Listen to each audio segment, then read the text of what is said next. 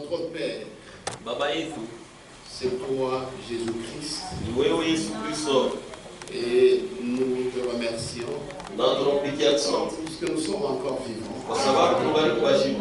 Nous pouvons encore parler, Tunaweza kusema, nous pouvons t'écouter. tunaweza kusikia, C'est une grâce. ni neema. Nous sommes encore en bonne santé. Uko tena kwa afya njema, C'est une grâce. ni neema nyingine. Et aussi, tu as éveillé notre saine intelligence Na tena ulilamusha akili yetu safi, pour que nous comprenions qu'il faut te servir ili tuelewe ya kwamba inapasha kukutumikia pendant tout le temps qui nous reste à vivre sur cette wakati terre. yote kwa ajili ya kuishi kwa dunia hapa. Pardonne-nous nos offenses. Tusamee makosa yetu, Nous sommes des hommes. tuko watu. Si nous n'avons pas mal agi, Kama tukutende mbaya, je pourrais que nous avons mal pensé. iwezekana tuliwaza mbaya.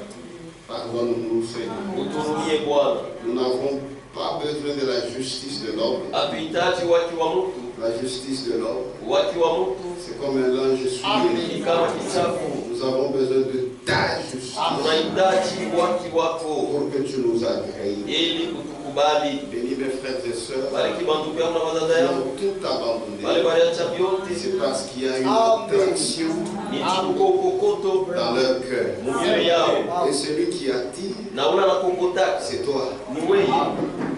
Seigneur, sois avec moi. Bwana uwe pamoja nami. Comme on a prié, Sasa vile tunaomba, je ne suis qu'un homme. niko tu mtu. Si tu me laisses avec mes pensées, Kama unaniacha na mawazo yangu, je vais créer la mort. na mimi nitakufu hapa. Seigneur, Bwana saisis-moi, unishike, que je ne parle que de ta part. niseme tu ya kutoka kwako. Tout ce qui n'est pas de ta part, Yote la aina yako, donne la capacité à tes enfants leta uwezaji kwa watoto yako à mettre ça dehors. ya kutupa nje. Merci Seigneur. Asante Bwana, Dans le nom de ni Jésus-Christ, mjina la Yesu Kristo je te prie ainsi. nakuomba hivi. Amen. Amen. 2 Corinthiens, Wakorintho wa pili chapitre 6, sura ya 6 verset 14. shairi yake ya 14. Ne vous mettez pas avec les infidèles Mushijiweke na bashokuamini sous un joug étranger, chini ya nira ya kigeni, car quel rapport y a-t-il entre la justice et l'iniquité? kwa maana ni mapatano gani iko katikati ya haki na uovu? Ou qu'y a-t-il de commun entre la lumière et les ténèbres? Au ni kitu gani ya pamoja iko katikati ya nuru na magiza? Vous pouvez vous asseoir. Waweza kukaa. Depuis hier, Tangu jana nous avons commencé à parler tumeanza kusemea d'un thème, juu ya shina, un joug étranger. nira ya kigeni. C'est très important. Ni ya mafaa sana, Et nous avions défini un joug étranger. na tulimananisha nira ya kigeni ni nini. Nous avons dit, Tulisema ya kwamba c'est une pièce de bois ni kipande ya mti qu'on met sur la tête des bœufs ou des vaches ile banawekaka yule ya kichwa ya bangombe pour les atteler, juu ya kubafunga, c'est-à-dire les attacher ni kusema kubafunga à une voiture kugari mo fulani ou à une charrue. au kugari. Pourquoi cela? Juu ya nini ile? C'est pour que les vaches travaillent. Ni juu bangombe batumike. Voilà la raison pour laquelle Jo yenye maana ces vaches sont mises sous un joug. bale bangombe basha kwaweka chini ya C'est nira, pour travailler ni juu ya kutumika selon l'ordre du maître. kufatana na amri ya shefu. Ah. Que Dieu vous bénisse. Amen. Ils doivent arriver Banapasha kufika à faire la volonté kufanya de mapenzi celui qui les a attelés. ya ule alibafunga. Donc les vaches sont mises sous un joug Basi bangombe basha kwaweka chini ya pour nira accomplir la volonté de quelqu'un. juu ya kutimiza mapenzi ya mtu C'est fulani. pourquoi on les met sous un joug. Ndio kwa maana baliwekaka chini ya nira hii. Nous pouvons prendre un exemple. Tunaweza kubeba mfano, C'est l'exemple des vaches qui devaient être utilisées ni mfano wa bangombe bale walipasha kutumiwa pour ramener l'âge de l'Éternel à l'Israël. juu ya kurudisha kyombo Israeli, L'âge de l'Éternel à l'Israël. sanduku ya wamilele ku Israeli. Ah. Parce que dans l'âge de l'Éternel, Kwa sababu sanduku ya wamilele il y avait la manne, mulikuwa mana, il y avait la verge d'Aaron qui avait fleuri. mulikuwa bakura ya Aroni ile chipukaka. Et maintenant, Na sasa chaque fois kila mara que cette arche ile sanduku se retrouvait ailleurs, ilikuwa napatikana fashi nyingine, les gens qui étaient là-bas, batu wale walikuwa kule ils éprouvaient de très grandes difficultés. wanataka kuona magumu sana. Maintenant, il y avait un temps Sasa kulikuwa wakati où moja cette arche était prise par les Philistins. ule ile sanduku walibeba kwa Filisti. Donc, l'arche s'était retrouvée dans les pays des Philistins. Basi sanduku lijikuta mwinchi wa Filisti. Maintenant, c'était un problème. Sasa ilikuwa ni mambo Là où l'arche se retrouvait, ule sanduku ilikuwa les gens étaient frappés. batu balipikwaka, Et le fait que l'arche avait été prise, na vile sanduku c'était balibebaka pour dire que ilikuwa ni juu ya kusema ya kuwa sheria n'était plus en Israël. haikukwake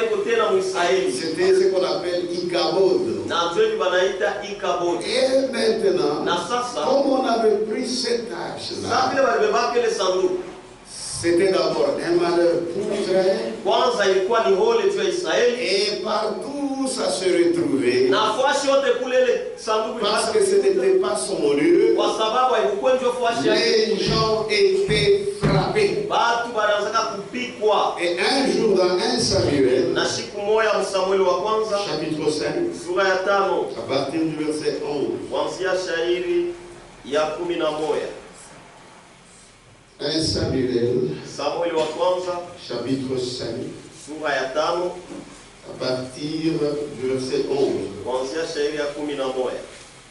Et ils firent chercher et assembler tous les princes des Philistins Na wakafanya kutafuta na kukusanyisha wakida wote wa Filistino et dirent, na kuambia, renvoyez l'arche du Dieu d'Israël, murudishe sanduku ya Mungu wa Israeli, qu'elle retourne à son lieu irudie mfuashi yake et qu'elle ne nous fasse pas mourir, na ishitue nous chie et notre peuple. na watu wetu, Car il y avait dans toute la ville kwa maana mtauni yote mlikuwa une terreur mortelle. oka moya kufa. La main de Dieu Mkono wa Mungu s'y appesantissait ilikuwa na kujito fortement. kwa nguvu sana. Pourquoi? Juu ya nini? Parce que l'arche de l'Éternel était là. Kwa sababu sanduku ya milele ilikuwa pale. Les gens qui ne mouraient pas Batu bale wakonzake kufa étaient frappés d'hémorroïdes. walipikwaka na hemoroidi, Et les cris de la ville montaient jusqu'au ciel. na malalamiko ya tauni ilianza kupanda kufika na Ah, kumbingu. il fallait chercher à ramener l'arche de l'Éternel Ilipasha kutafuta kurudisha sanduku à son lieu. mfuasi yake. C'est du travail. Ni kazi. Il fallait chercher des vaches. Ilipasha kutafuta bangombe, Il fallait chercher un char. ilipasha kutafuta gari. Et Na dans 1 Samuel chapitre 6, Samueli wa kwanza sura ya 6 le verset 7. shairi ya 7. Maintenant, Sasa faites un char tout neuf mfanye gari mupya et prenez 2 vaches na mbebe bangombe bawili qui allaitent bale balembena nyonyesha et qui n'aient point porté le joug. na bala baya beba kamwe nira, Ah, puisqu'il s'agit de l'arche de l'Éternel. kwa sababu ni mambo ya sanduku ya Ah, wamilele. il ne faudrait pas des vaches qui ont déjà porté des jougs. Non, non. Haikubashe bangombe bale basha kubeba nira pa. Maintenant, faites un char tout neuf Sasa hapa mfanye gari et mupya prenez 2 vaches qui allaitent na mbebe bangombe bawili bale bena et qui nyonyesha n'aient point porté le joug. na bala baya beba kamwe nira. Attelez les vaches au char Mubafunge bangombe kugari et ramenez à la maison leurs petits na mrudishe kunyumba batoto yao qui sont derrière elles. bale beko nyuma Donc, yao. vous allez seulement prendre leur mère, Kama mtabeba tu ba mama yao, leurs petits, vous les laissez. batoto yao Vous munebacha, allez les enfermer, mutabafungia, mais vous allez atteler ces vaches. lakini mutafunga bale bangombe Et bawili. pour atteler ces vaches, Na tu ya kufunga bale il faut un bangombe joug. inapasha nira. Vous prendrez l'arche de l'Éternel Mutabeba sanduku ya et milele vous la mettrez sur le char. na mutaiweka pagari, Vous placerez à côté d'elle, mutaweka pembeni yake dans un autre coffre, mu kofre ingine les objets d'or vyombo vya dhahabu que vous donnez à l'Éternel ile mtampa wa milele en offrande pour le péché, kama sadaka juu ya mazambi. puis kisha vous la renverrez utairudisha et elle partira. na ataenda. Si vous ne faites pas ça, Kama ufanye elle vile, ne partira pas. haitaenda. Amen. Amen. C'était grave. Ilikuwa hatari. Puis vous la renverrez Kisha mtairudisha et elle partira. na itaenda. Suivez-la du regard. Muifuate tu na kuiangalia. Si elle monte par le chemin de sa frontière Kama inapanda kunjia ya kule vers kumfanya Beth Shemesh, ngambo ya Bershemesh, c'est l'Éternel qui nous a fait ce grand mal.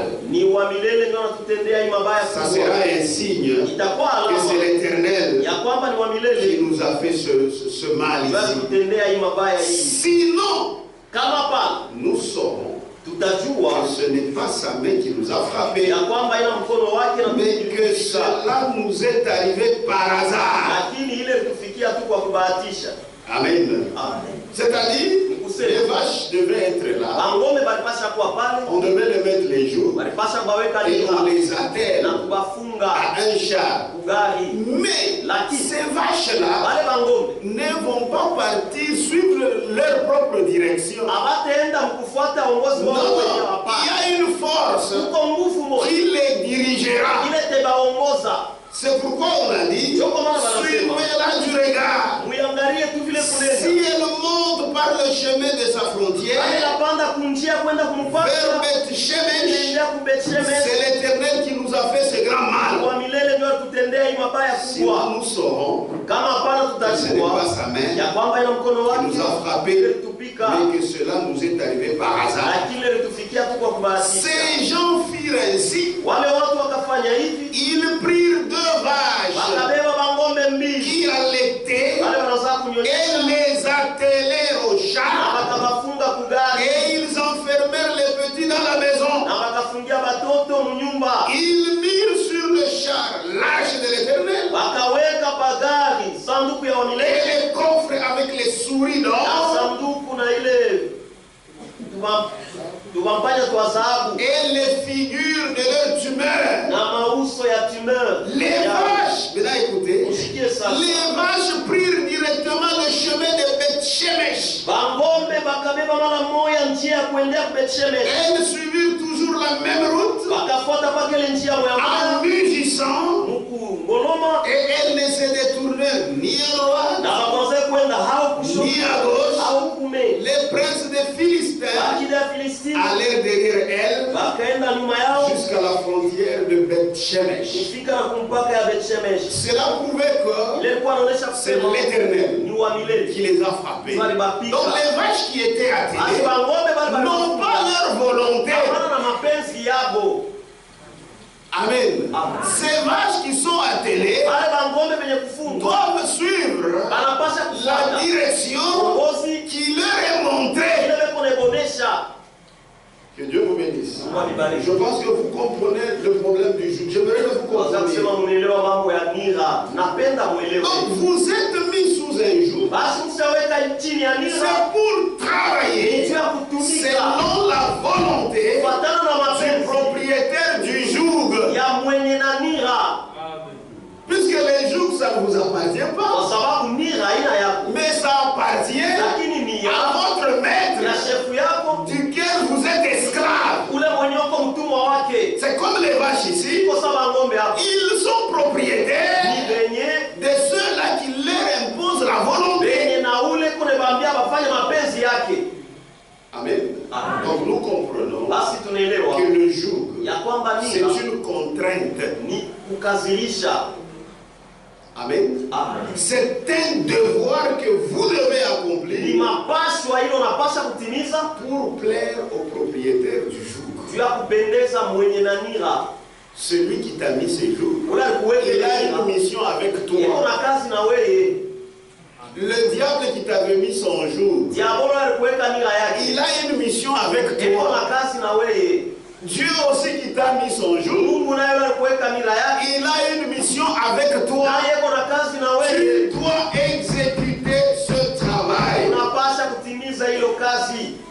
Les enfants d'Israël, Watoto wa Israeli dans l'Ancien Testament, wa Agano la Kale ils étaient en Égypte, balikuwaka Misri, c'est-à-dire kusema ils étaient sous l'esclavage des Égyptiens. walikuwa mbutumwa ya Wanamisri, C'est qu'ils étaient sous la contrainte, walikuwa chini ya ukazo, sous l'esclavage chini ya utumwa ou sous le joug au chini ya nira des Égyptiens. ya Wanamisri. Que Dieu vous bénisse. Ça c'est sur le plan Ile spirituel. ni mkiroho. Sur le plan physique, Mwili ce sont les vaches. ni bangombe, Mais sur le plan spirituel, lakini mkiroho c'est celui qui se retrouve sous l'esclavage. ni ule anajikuta chini ya utumwa. Que Dieu vous bénisse. Mungu abariki. C'est ainsi que dans Lévitique, Na tuwezi muwalawi. Lévitique c'est dans l'Ancien Testament Walawi ni mwagano la kale et après Exode. na nikisha kutoka. Lévitique 26. Walawi sura 26. Le verset 13. Sheria yake ya 13.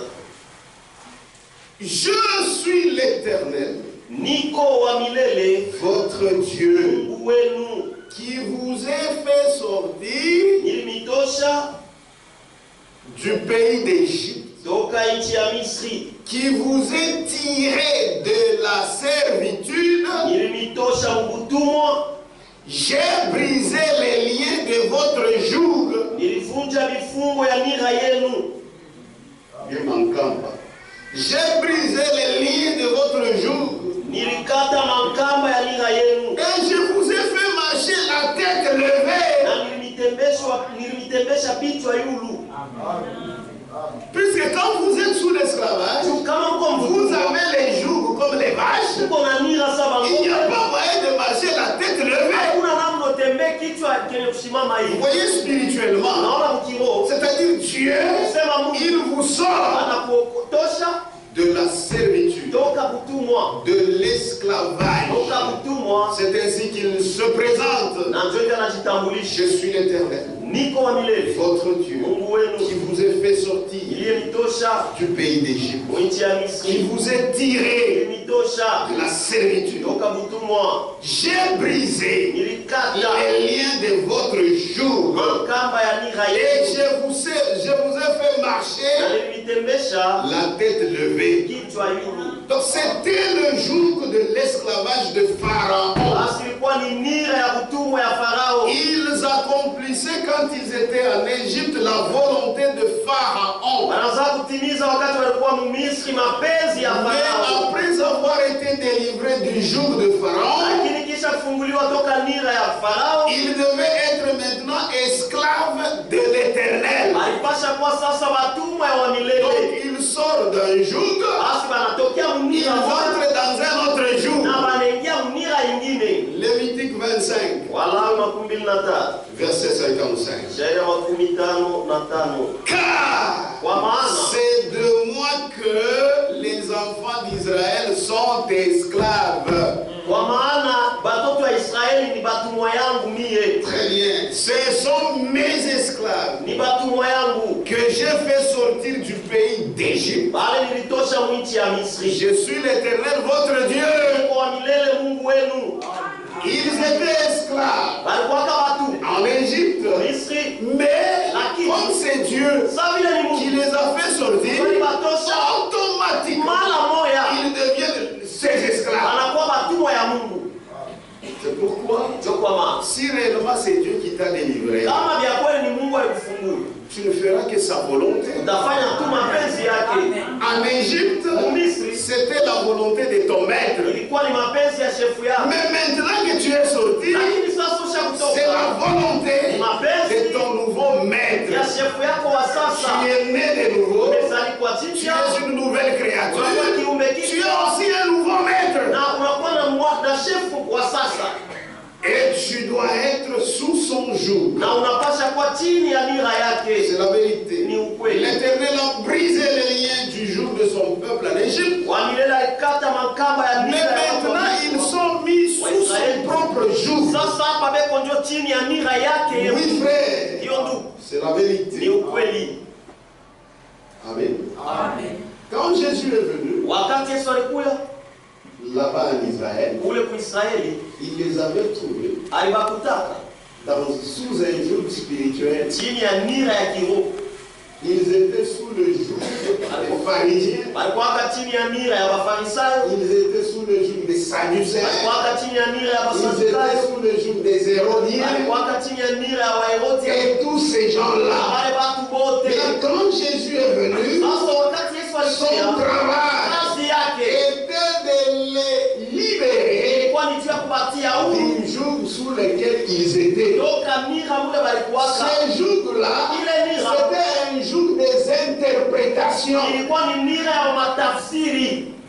Ils avaient déjà mal interprété la parole. Walikuwa wanasha kutafsiri mbaya neno. Mais eux pensaient Lakini Mungu alikuwa qu'ils anawaambia servaient Dieu ya kwamba walikuwa alors wanakuja qu'ils étaient sous les jougs de Satan. japo walikuwa ni chini ya nira ya shetani. Lorsque Wakati vous ne comprenez pas la volonté de Dieu, hauelewi mapenzi ya Mungu, vous allez servir le diable mtatumikia diabolo pensant servir Dieu. ukiwazia sema unatumikia Mungu. Quand Jésus est venu, Kwa maana wakati Yesu son alikuja, but poursuivi, ifunguzio yake c'était de les délivrer ilikuwa ni juu ya kuwafungula de ce joug d'esclavage toka ile nira ya utumwa où ils étaient. kule walikuwaka. Dans notre temps, Mwi wakati yetu Jésus, Yesu, le même Jésus, ule Yesu moya moya nous libère du joug du monde. eko natutia huru toka Il nira ya nous dunia, libère du joug des eko dénominations. natutia huru toka Il nira ya nous mazee, libère du joug des eko interprétations. natutia huru toka nira ya Et nous matafsiri a mis sous son joug. na alituweka chini ya nira Si yake. vous dansez, Kama vous unacheza dites nous avons été sauvés. nasema tuliokolewa, Nous sommes sortis. tulishatoka, Vous êtes sortis d'un joug d'esclavage. ulitoka ni chini ya nira ya utumwa. Et maintenant, Na sasa, vous êtes esclaves de qui? Uko matumwa ya nani? De Jésus-Christ. C'est le fait de sa volonté. Ya kufanya tu Et sa mapenzi volonté yake se trouve na mapenzi yake dans yanapatikana le livre dans la Bible mu Biblia. qui a 66 livres. Ile kuna vitabu 66 na Ce sita. qui n'est pas ici, Ila ina umu même si c'est Branham, hata kama ni même si c'est Franck, hata kama ni même Frank, si c'est moi hata kama ni qui mimi, l'ai dit, asema si vous prenez ça, kama unaibeba vous serez sous un joug étranger. mtakuwa chini ya nira ya kigeni. C'est la vérité. Ni ukweli. C'est pourquoi Ndio kwa maana Jésus a dit, Yesu alisema et il s'est présenté. na alijitambulisha, Il dit, vous anasema mweye qui acceptez de venir, wewe bado mnachika vous ne resterez pas sans joug. hamtabakia bila nira.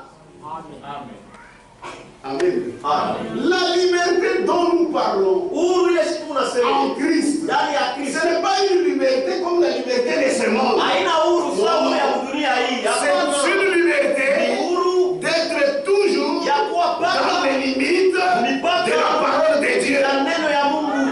Amen. Amen. Amen.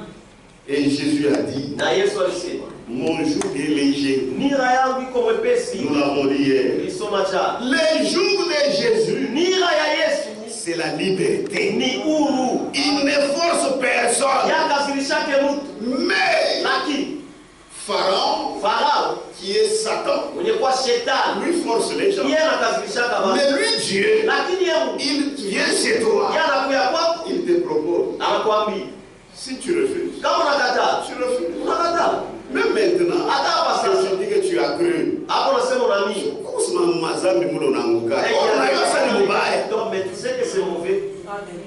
Est-ce que unasikia mbingu inafunguka? Est-ce que vous voyez le ciel Tu s'ouvrir? es libre de faire ce que tu veux. Uko huru kufanya kile Lui unataka. aussi est libre Yeye na yeye ko huru de faire ce qu'il veut. kufanya kile yeye anapenda kufanya.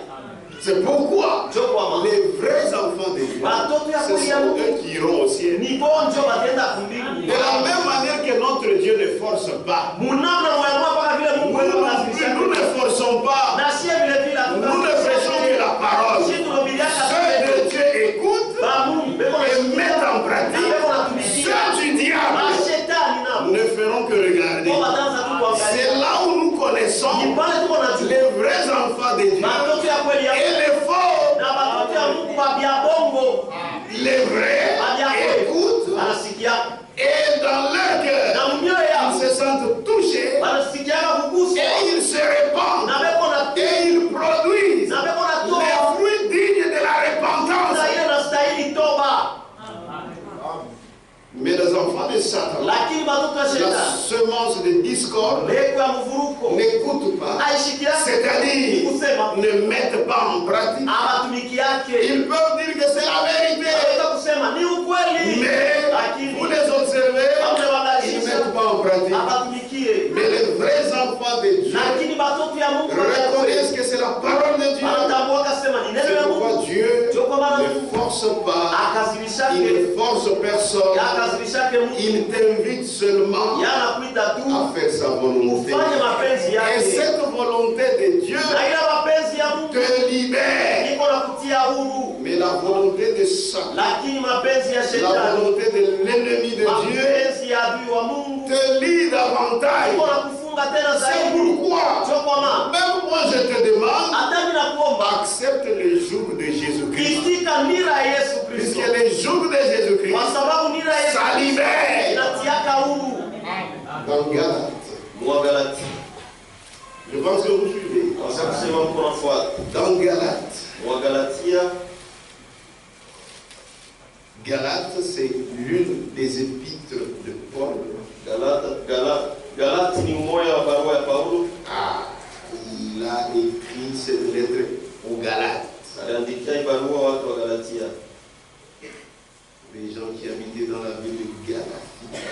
wale wanaweza kuikala nchi ya Galatia. Galates chapitre 5, Wagalatia sura ya 5 verset 1. sheria yake ya kwanza. C'est pour la liberté Ni juu ya huru que Christ nous a affranchis. ndio Kristo alitutia huru. Est-ce que vous comprenez? Amen. C'est Paul qui écrit aux Galates. Ni Paulo anaandikia Wagalatia. Aujourd'hui, Leo c'est nous. nishie C'est pour la liberté ni juu ya huru que Christ ndio Kristo nous a affranchis. alitutia huru. Si tu crois qu'il t'a affranchi, Kama unaamini ya kwamba alikutia huru, c'est pour la liberté. ni juu ya huru. Maintenant, écoutez comment il continue à expliquer. Sasa usikie vile anaendelea kufasiria. Demeurez donc ferme. Mudumu basi imara, Et ne vous laissez pas mettre de nouveau na msijatilie tena kuwekwa mara sous nyingine le joug de la servitude. chini ya nira ya kutumwa. Vous êtes sortis Mshakutoka du joug de la servitude. toka nira ya kutumwa, Nous le croyons. tunayamini. Mais Lakini Dieu est libre. Mungu eko huru, Tu peux encore retourner. unaweza tena kurudia. Si tu dis encore Jésus, moi je refuse ton joug, Kama unasema tena Yesu, mimi nakatala nira yako, je vais rentrer, mimi napenda nirudie, être mis sous l'autre joug. niwekwe chini ya ile nira ingine. Notre Dieu Mungu wetu nous laisse dans la liberté. yeye anashakutoacha uhuru. La liberté de choisir, Uhuru ya ce n'est kuchagua pas seulement le moment de croire. haina mpaka wakati Même wa kuamini. après avoir cru, Hata kisha tous kuamini, les jours tu dois choisir. kila siku unapaswa uchakule. Les gens pensent, Bado quand wanawazia quelqu'un croit, kama mtu tu anaamini Dieu, Mungu il est comme Satan. eko sa shetani. Il vient pour le libre. Tu as déjà cru, c'est fini. Non, non, non, tu as encore ta volonté. Bariki na mapenzi yako, Tu peux continuer dans la parole unaweza kuendelea mlendo et tu peux abandonner. au unaweza La kubiacha. Bible dit, nous ne sommes pas Si hatuna ba de ceux bamu qui se retirent bamubale beko na to bena njia kumkongo pour se perdre. juu ya kupotea, Mais nous le sommes lakini si de tuko ba ceux qui vont dans l'avant bamubale beko naendelea mbele pour sauver leur âme. juu ya kuokoa manafsi yao. Donc si tu te retires, Basi kama wewe unarudia kumkongo tu vas te perdre. utapotea, Et Dieu est libre. na Mungu eko huru. Tu dis, Minatoka, Minaza. Nasema je m'en vais, je pars. Oui, va-t'en. C'est pourquoi, Ndio kwa maana c'est pour la liberté ni juu ya huru que Christ nous a affranchis. ndio Kristo alitutia huru. Demeurez donc ferme. Mudumu basi C'est à imara. toi de demeurer ferme. Wewe ndio unapaswa kudumu imara, Et ne vous laissez pas mettre de nouveau na msijachilie tena kujiweka sous mara les nyingine jougs de la servitude. chini ya nira ya kutumwa. Quand tu as quitté l'Égypte, Wakati ulitoka Misri, c'est pour abandonner toutes les actions du ténèbres. Ni juu ya kuacha matendo yote ya magiza. Maintenant que tu as dit, Sasa ulisema je suis sorti, nimeshatoka. c'est ton problème. Ni mambo yako. Si tu ne demeures pas ferme, Kama haudumu imara, tu seras comme les ramassis utakuwa sasa vifuatafuata. de ceux qui étaient sortis de Na wale l'esclavage. walitoka kama Et nous avions lu avec vous, na tulisoma na wewe. la plupart d'entre eux Amini katika n'étaient pas agréables à Dieu parce qu'ils périrent sababu alikufaka dans le désert. jangwa. Dans les choses de Dieu, il faut être sérieux. Ndio kwa maana watu wa Mungu wanapaswa kuwa serious. Amen. Amen. C'est pour la liberté Ni juu ya huru que Christ nous a affranchis. ndio Kristo alitutia huru. Demeurez donc fermes Ndugu basi imara et ne vous laissez pas mettre de nouveau na msijachilie tena sous kujiweka le mara joug de la nyingine servitude. chini ya nira ya utumwa. C'est comme quand Jésus était venu. Iko sawa wakati Yesu alikuja, Il fallait sortir du joug des pharisiens, ilipasha kutoka munira ya Wafarisayo, des hérodiens, ya Waherode, des scribes, ya waandishi, puisqu'ils avaient leur manière d'interpréter la Bible. kwa sababu walikuwa na namna yao ya kutafsiri Biblia. Amen. Amen. Quand Jésus est venu, Wakati Yesu alikuja, c'est lui la grâce. yeye ndio neema, Mais eux ne comprenaient pas. lakini kwa wakonsefu Ils leo voulaient toujours rester walipendaka tu kubakia dans les œuvres de la loi. matendo ya sheria.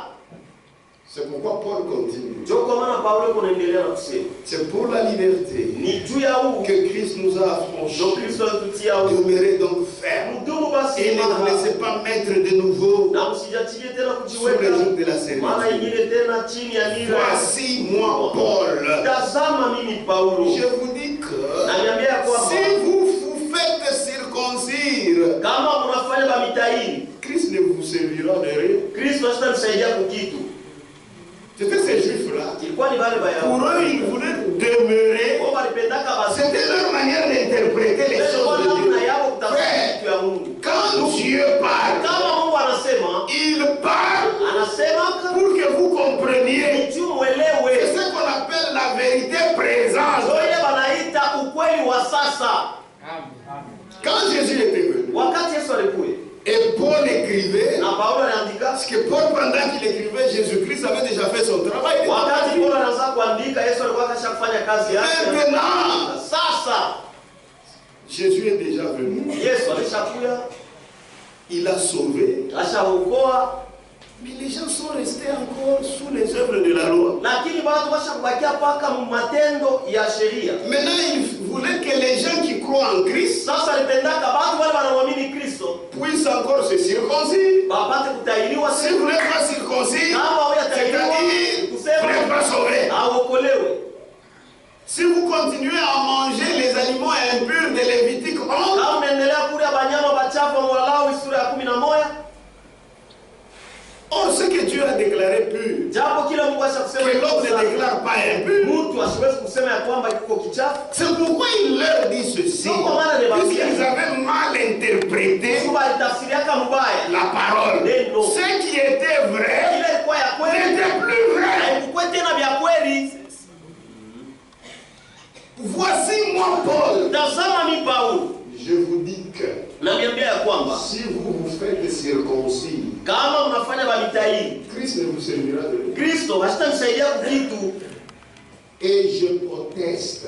Na mimi napinganisha, nakataa, Et je proteste encore une fois na nakatana mara nyingine tena à tout homme qui se fait circoncis, kwa mtu wote leo wanafanya bamitaini qu'il est émis de pratiquer la loi tout entière. kwamba anapasha kutimiza sheria yote mzima. Donc nous comprenons Basi tunaelewa que dans la loi, ya kwamba msheria il y avait ce qu'il fallait pratiquer mulikuwa ile ilipasha kutimiza et ce qu'il ne fallait plus pratiquer. na ile ilipashe tena Parce que kutimiza, Jésus était venu. kwa sababu Yesu Parce alipasha que kuja, Jésus kwa sababu est l'accomplissement de la loi. yeye ni mtimilifu wa sheria. Amen. Amen. C'est la vérité. Ni ukweli. Alors, vous êtes obligé de pratiquer toute la loi. Wale mko na shughuli ya kutimiza sheria yote mzima. C'est-à-dire, Ni kusema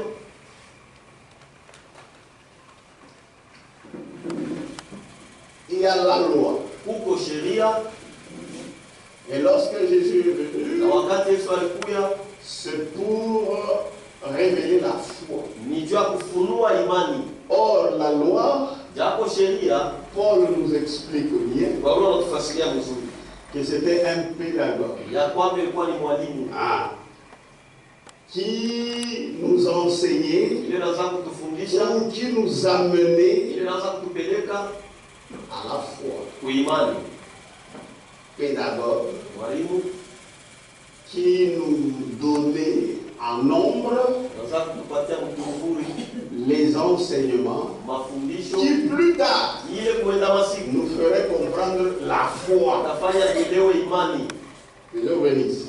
C'est-à-dire, dans la loi, Ni kusema msheria il y avait la loi de Dieu ilikuwa sheria ya Mungu qui était destinée pour tout le monde. ile ilikuwa juu ya watu wote, Et il y avait aussi la loi na tena kulikuwa sheria pour Israël juu ya Israeli tu et pour le service. na juu ya kazi, Pour Israël et pour le juu service. ya Israeli na juu ya kazi. Mais il y avait aussi la loi Lakini tuwaka vile vile qu'on appelle la loi de ile Dieu wanaita sheria ya pour Mungu tout le monde. juu ya watu wote. Maintenant, Sasa la loi a été l'ombre. sheria ilikuwa kimvuli, C'est la ni vérité. ukweli, Puisqu'il y a des choses, kwa sababu quand Jésus est venu, wakati Yesu ça s'est accompli. ilitimilika. C'est comme maintenant, Iko sasa nous sasa n'allons pas encore prendre des brebis, hatutawewa tena bangombe des agneaux pour les égorger, puisque c'est lui kwa sababu yeye qui est venu accomplir ces écritures, c'est Jésus-Christ. alikuwa kutimiza ile andiko ni Yesu Kristo. Dans l'Ancien Testament, il y avait le temple Kwa Agano la Kale kulikuwa hekalu avec différentes parties na vipande vya kuachana cha où le souverain sacrificateur avec différents habits. na mavazi ya kuachana chana. C'est que les catholiques sont en train d'imiter aujourd'hui. Ile wakati Ils ne comprennent rien. habaelewi kitu. Quand Jésus est venu, Wakati Yesu c'est alikuja l'accomplissement de ça. ni utimilifu wa Tout est tombé. yote vilianguka. Que Dieu vous bénisse. Mungu abariki. Donc maintenant, Sasa ici ce sont les Juifs hapa ni Bayuda qui peuvent bien comprendre les choses. ndio wanaweza kuelewa mzuri vitu. Voilà pourquoi Ndio kwa maana ceux-là qui ne voulaient pas comprendre bala wakupendake kuelewa étaient restés dans la confusion. balibakiaka Donc mumvuruko. si vous comprenez bien, Basi kama unaelewa mzuri, la loi c'était l'ombre. sheria ilikuwa kimvuli. Paul dit encore c'était un pédagogue. Paulo anasema ilikuwa ni mwalimu. Quand Jésus est venu, Wakati Yesu il alikuja nous a révélé la foi. alitufunulia imani. C'est-à-dire, si vous comprenez bien, Kama mnaelewa dans mzuri, la foi, muimani il y a aussi la loi. iko vile vile sheria. Amen. Bon, monsieur, là, vous la Je comprenez. sais pas si vous comprenez, Mais je vais vous prouver ça. lakini tenihakikishia Romain, wao. est-ce qu'on est ensemble? Amen. Moi, j'aime beaucoup la parole. Hein? Ninapendaka sana Est-ce que neno. vous aussi vous l'aimez? Tunapendaka neno. Amen. Romains chapitre 3, Waroma sura ya 3 verset 31. shairi ya 31.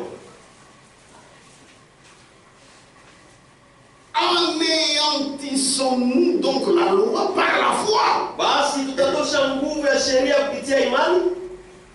Est-ce que vous comprenez les questions bien? Est-ce que Selon il y a la loi kuko sheria et puis la foi. kisha imani. Mais là, on dit toi, comme Ninatoka la foi est là, kwa vile imani iko pale. hakuna hata sheria Il n'y a kama. aucune loi là-bas. Bon, ouais. Pas même une seule. C'est faux. La question, il le pose là-bas. Ulizo wanauliza pale. Anéantissons-nous donc la loi par la foi? Basi tutatosha nguvu ya sheria kupitia imani. Tutapotesha. Hapana mambo ya nguvu pale. Anéantissons-nous donc la loi par la foi? Basi tutapotesha sheria kwa imani? Loin de là. Kamwe. Na Paul anakataa. Même Paul a refusé. Loin de là. Kamwe. Au contraire, Kinyume, nous confirmons la loi. tuko nahakikisha sheria. Donc par la foi, Basi kwa nous imani confirmons la tuko loi. nahakikisha sheria. Amen. Amen. Matthieu 5. Mathayo sura ya 5. Matthieu chapitre 5. Mathayo sura ya 5 À partir du verset 17 kuanzia shairi ya 17 jusqu'à 19. mpaka 19. Quand Jésus est venu, wakati Yesu la alikuja, foi a été révélée. imani ilifunuliwa. Et les gens ont pensé que Na watu waliwazia quand kusema Jésus vient, loi, kunataka moya. wakati Yesu anakuja Oh, yeah. hakuna hata sheria ya Mose. Ne croyez pas. Musha amwamini ya kwamba C'est comme le frère l'a passé. Ne croyez pas mushaamini que je sois venu pour abolir la loi ou les prophètes. mushaamini ya kwamba nilikuja juu ya kupotesha sheria au manabii. Je suis venu Nilikuja non pour abolir, hapana juu ya kupotesha, mais pour accomplir. lakini juu ya kutimiza. Alléluia. Ceux qui touchaient le service, Ile ilikuwa nagusa kazi. par exemple, on tuait les vaches. tout ça. Lui, Jésus, quand il est venu, Yeye Yesu il a accompli. alitimiza. C'est-à-dire lui-même, en lui, il y a la loi. Kusema yeye ndani yake mko sheria. Amen. Ne croyez pas que je sois venu pour abolir la loi. Mushaamini ya kwamba nilikuja juu ya kubomoa sheria au Je manabii. suis venu non pour abolir, Nilikuja hapana juu ya kubomoa, mais pour accomplir. lakini juu ya kutimiza. Car je vous le dis en vérité, Kwa maana nameambia kwa kweli, tant que le ciel et la terre ne passeront point, wakati yote mbingu na dunia vitapita kamwe, il ne disparaîtra pas de la loi hakutapotea hata msheria un seul iota hata kakitu ou kaloko un seul trait de lettre, au kakitu kaloko kama jusqu'à ce que tout soit arrivé. hata na pale yote pate kufika. Celui donc qui supprimera Ule basi atazimisha l'un de ses plus petits commandements umoya ya ima amri et qui enseignera aux autres à le faire de même na atafundisha wengine kufanya vile vile, sera appelé le plus petit dans le royaume des cieux. ataitwa mdogo sana mfalme wa mbingu. Mais celui qui les observera Lakini ule ataitazamia et qui enseignera à les observer, na atafundisha wapate kuitazamia, celui-là ule sera appelé grand ataitwa mkubwa dans le royaume des cieux. mfalme wa mbingu. C'est là que les apôtres n'ont pas compris. Ni pale apostolo wa kuelewa Et les autres, na wale ils wengine disent, vous voyez, za mnaona aucune loi hakuna hata sheria n'est tombée. ile yanguka. Frère, Ndugu, il est écrit, imeandikwa il est aussi écrit. isha tena kuandika. C'est ça l'équilibre de la Bible. Ndio msimamo hapa Quand tu lis seulement ça, tu comprendras mal. kuelewa Et mbaya là, tu es sous un joug na étranger. uko chini ya nira ya kigeni Et tu ne sers plus Dieu, na umtumikie Mungu, tu sers le diable. unatumikia shetani. Que Dieu vous bénisse. Mungu abariki. Vous voyez, Na mnaona c'est pourquoi ndio kwa maana même les Lévitiques ont. hata walau sura Nous 10 devons faire ça. tunapaswa kuitumikia. Même ce qui se faisait dans l'Ancien Testament. Hata ile inaanza kufanywa mwagano la kale. Si la femme est dans sa période du sang, Eko wakati ne wake wa peut pas kuzana. entrer dans le temple. Même aujourd'hui, c'est ça. Na leo Non, non. Ça, c'était lié au service. C'est déjà tombé. Celui qui a accompli cela, c'est Jésus-Christ. Alitimiza ile ni Yesu Kristo. Lui-même, Jésus, Yeye ya Yesu il est la confirmation de la loi. eko hakikishwa sheria. Il est l'accomplissement de la loi. Eko utimilifu wa sheria. C'est-à-dire, en lui, Sema ndani tout yake est intact. yote iko kabisa. Maintenant, Sasa à nous, nishi tout ce qui est obligatoire, yote yenye kwa ya shule c'est cette loi-là ile sheria qu'on appelle la loi de Dieu. ile banaita sheria ya Mungu. Est-ce qu'on est ensemble? Amen. Vous allez comprendre. Mutaelewa. Celui donc qui supprimera l'un de ses plus petits commandements Basi watazimisha umoja wa et imani qui enseignera aux autres à faire de même na atafundisha wengine kufanya vile vile. sera appelé le plus petit dans le royaume des cieux. Ataitwa mdogo sana. Mais celui qui les observera lakini et watalitazamia qui enseignera à les observer, na atafundisha wapate celui-là kutazamia, sera appelé grand yule ataitwa dans mkubwa le royaume des cieux. mfalme wa mbingu. Amen. Amen. Donc vous comprenez Basi que mnielewa dans la foi, ya kwamba muimani il y a la loi. muko sheria, Car la foi, kwa maana c'est imani l'accomplissement de quoi? De la loi. kwa maana imani ni utimilifu wa sheria. Est-ce que vous voyez cela? Eti mnaamini hivyo? Maintenant écoutez. Sasa msikie. Waebrania. Chapitre 8. Waebrania sura ya 8. Voilà, vous voyez ton écriture, ton pengamoya. On va prendre les écritures pour les... Non, non. À la loi et au témoignage. Sheria na ushuhuda. Hébreux chapitre 8. Waebrania sura ya 8. Toutes ces doctrines que vous voyez, Ilo mafundisho yote mko naona, les gens disent que watu wanasema ya leur origine c'est la Bible. mwanzo yao ni C'est ce que nous disons, l'interprétation humaine. ndio ile sisi tunasemaka ni matafsiri ya mtu. Iko mubaya. C'est mauvais.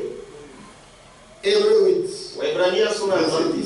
Sheria ya 10. Écoutez. Usikie. Mais voici l'alliance. Lakini itazama agano. Cette écriture d'Hébreux 8:10. Hii andiko ya Waebrania sura ya 8 sheria ya 10. On répète l'écriture de Jérémie 31. Banasemulula andiko ya Yeremia sura ya 30. Verset 33. Sheria ya 33. Écoutez. Musikie. Nous lisons ça ici dans Hébreux 8:10. Tunasoma huko Waebrania sura ya 8. Mais voici l'alliance Lakini tazama agano que je ferai avec la maison d'Israël. ile nitafanya na nyumba ya Israeli. C'est au futur. Ni kuenda masiku. Mais voici l'alliance que je ferai Lakini tazama agano ile avec la nitafanya maison d'Israël. na nyumba ya Israeli. Après ces jours-là, Kisha ile masiku dit le Seigneur, Bwana anasema, écoutez maintenant. je mettrai mes lois Tawekaka sheria ya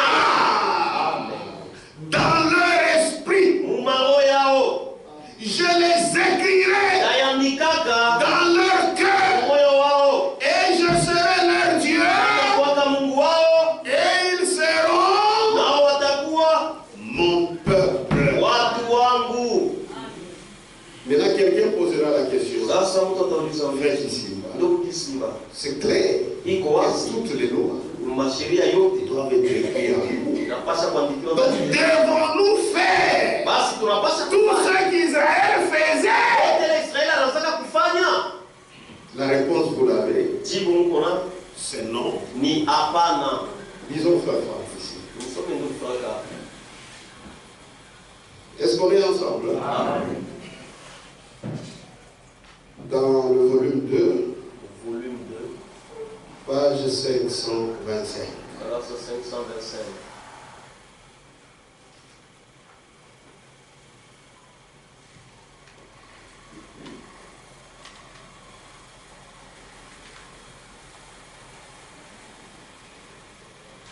Il lit une écriture que j'ai lue ici. Anasoma andiko ile nilisoma. Romains 33:31.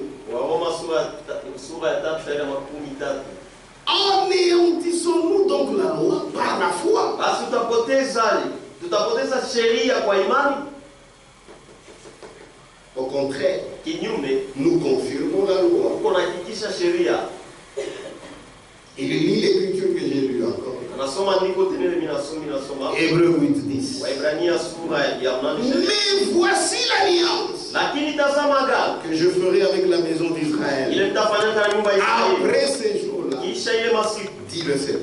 Bwana anasema, Je mettrai mes lois dans leur esprit, weka masheria yangu je moyo les wao, écrirai dans leur cœur, weka moyo wao, et je serai leur Dieu, na atakuwa kama Mungu et wao, ils seront mon na peuple. watakuwa watu wangu. Frère Franck dit. Franka anasema, Il n'est pas écrit dans ce passage, aiandikiwe mwi andiko, je mettrai la loi de Moïse avec toutes ses prescriptions en eux. naweka sheria ya Musa na maandiko yao yote ndani yao. Ce n'est pas écrit comme ça. Aiandikiwe vile. Est-ce que vous m'avez chiqué?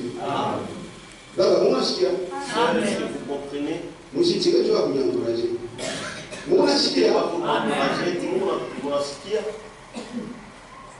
Il n'est pas écrit dans ce passage. Aiandikiwe kwa hii andiko, Je mettrai la loi de Moïse naweka sheria ya Musa avec toutes ses prescriptions en eux. na maagizo yake yote ndani yao. Mais bien, Lakini je mettrai mes lois nawekaka sheria dans yao leur esprit. mao yao, Je les écrirai naiandikaka dans leur cœur.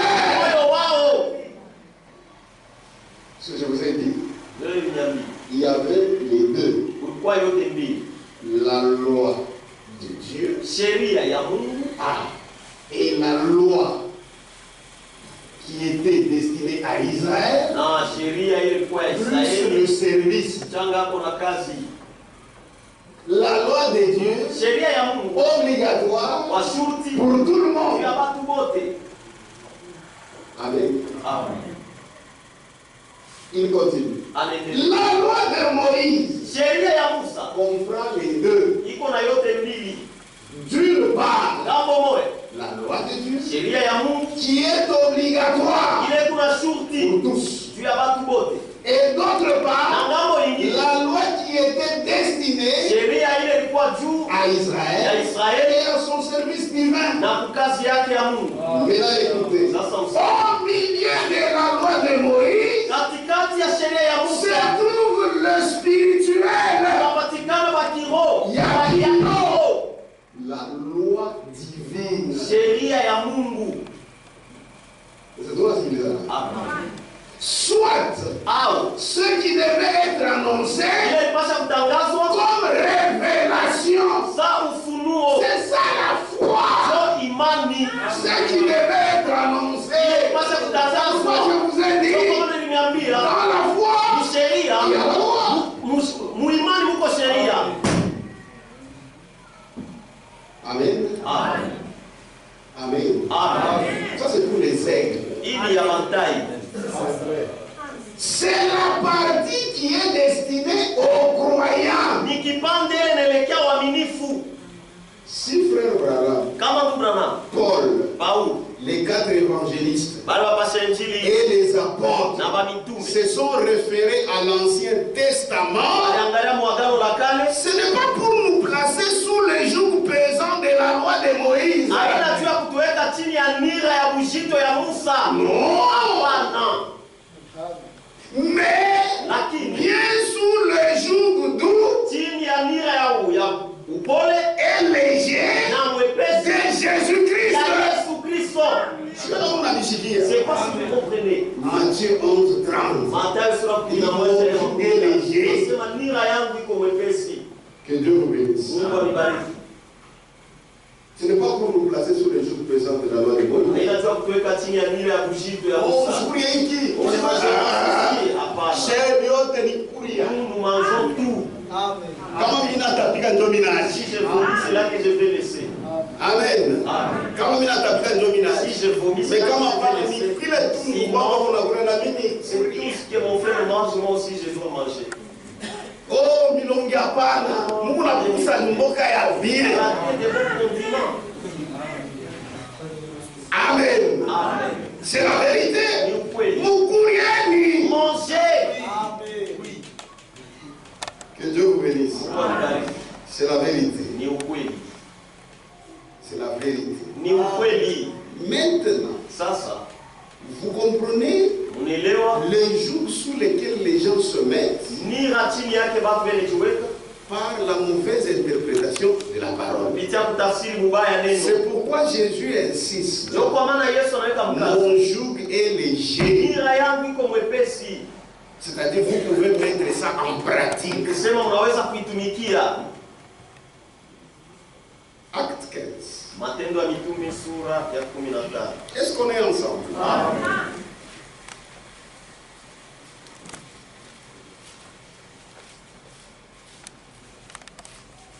Acte chapitre 15, Matendo ya Mitume sura ya 15, verset 1. sheria ya kwanza. Quelques hommes venus de la Judée Watu bamoya wale walitokea ku Yudea. enseignaient les frères Walianza kufundisha bandu en disant, kusema si vous n'êtes pas circoncis kama muyatailiwa selon le rite de Moïse, kufuatana desturi ya vous Musa ne pouvez être sauvés. hawezi kuokolewa. Est-ce que Dieu m'a pas mou? Et ce sont les affaires de Dieu. Amen. Amen. C'est ainsi que Na ndio hivi les apôtres devaient se réunir. mitume walipasha kukusanyika. Puisqu'il y avait des gens qui voulaient encore le mettre sous le joug de l'esclavage. Huko watu wale walipenda tena kuwaweka chini ya nira ya kutumwa. Hapana, hapana. Ce n'était pas possible. Haikuwezekanaki. C'est pourquoi au verset 10, Ndio kwa maana pasha il dit maintenant. nasema sasa.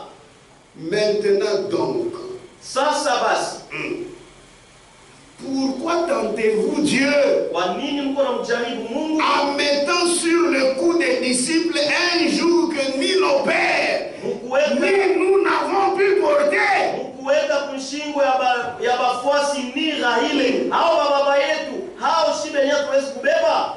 Jésus dit qui a accompli la loi? Yesu anasema nani? Personne. Même quand il disait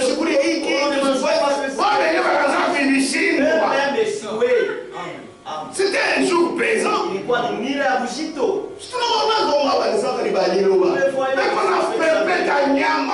mange la viande ndugu. Amen. Amen. Donc pourquoi tentez-vous Dieu? Sasa basi Dieu ni en mettant sur les coups des disciples un jour nira que ni nos pères ile hao baba yetu ni nous hao shi n'avons plus porté. kuweza kubeba. Amen. Amen. 22. Alors, il parut bon aux apôtres ikaonekana kwa vema kwa et aux anciens na kubazee et à toute l'église na kukanisa yote de choisir parmi eux kuchakula katikati yao d'envoyer à Antioche kutuma kwa Antioche avec Paul et Barnabas, pamoja na Paulo na Barnaba, Jude appelé Barsaba, Yuda mwenye kuitwa et Silas, homme considéré entre les frères. Silas mtu mwenye kuwa na mtu anaanza kubeba na heshima kwa ndugu. Même parmi les frères, hata katikati ya ndugu il y a toujours les gens qu'on prend avec considération. Ne sois pas jaloux, lui aussi c'est comme ça. Amen. C'est ça mes frères. Maintenant écoutez.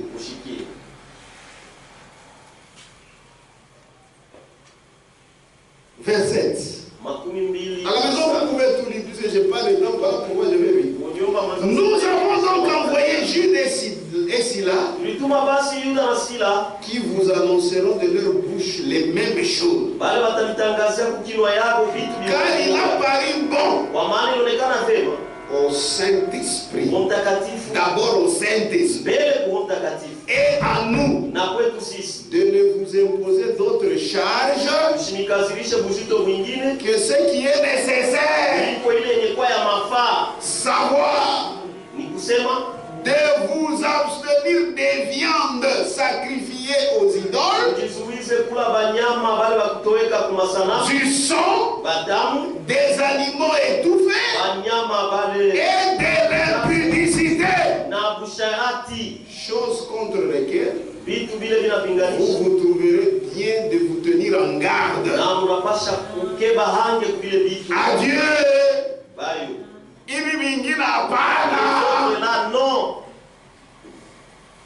Est-ce que c'est clair?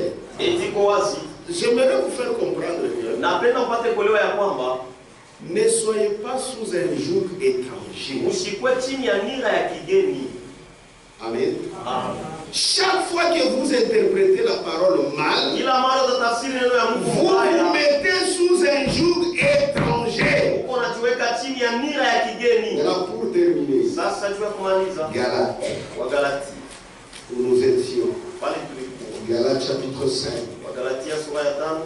Allons directement au verset 13. Écoutez.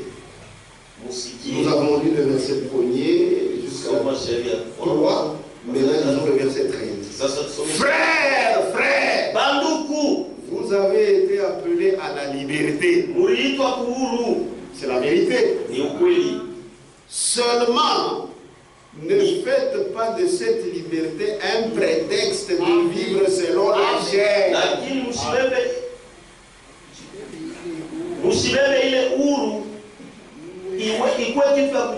Mwanze kujilanda, nasema mnaweza kuishi kufuatana na mwili. Mais rendez-vous par la charité. Mais rendez-vous par la charité, serviteurs les uns des autres. Lakini muifanye kubamwa na bengine kwa mapendo, batumishi kubamwa na bengine. C'est pas bien traduit. C'est ça. Mais rendez-vous par la charité, serviteurs les uns des autres. Mutumikiane kwa mapendo, batumishi bamoya na bengine. Ça va. Le Saint-Esprit permettra qu'on comprenne. Donc,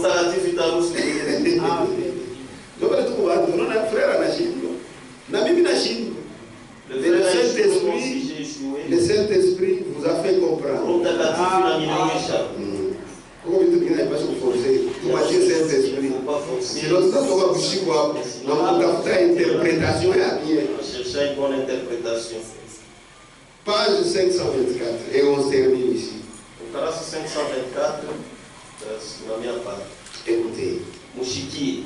Frère, le joug étranger. Ndugu nira kigeni. Après, il m'a voulu nous déchiquer à bien nous c'est ma de cette prédication, vous allez bien comprendre que cela veut dire. Écoutez. Mushiki. Frère, on prend toujours la même écriture. Donc, Franck Anabé m'a dit qu'on est mort. Frère, vous avez été appelé à la liberté. Maintenant, il explique.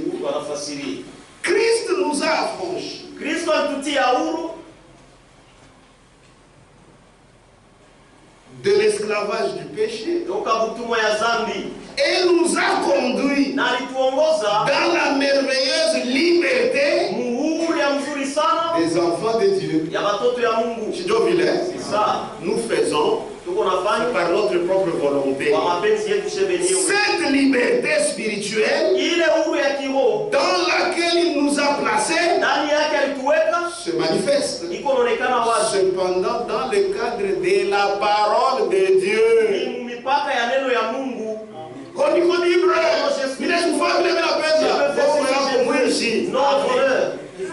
C'est dans le cadre de la parole de Dieu. Lorsque chacun fait ce qu'il veut, il n'y a pas de liberté. Celui qui sort du cadre des Écritures perd sa liberté spirituelle et devient à nouveau esclave d'un système religieux. Ce n'est pas seulement dans les dénominations et organisations chrétiennes que se trouvent des dogmes et des règlements, mais aussi dans les milieux de ceux qui déclarent croire le message de ce temps. Il y a aussi un joug étranger. Partout où l'on introduit certains enseignements, et ordonnances de quelque sorte que ce soit, là on ne rend plus le salut exclusivement dépendant de l'œuvre de rédemption.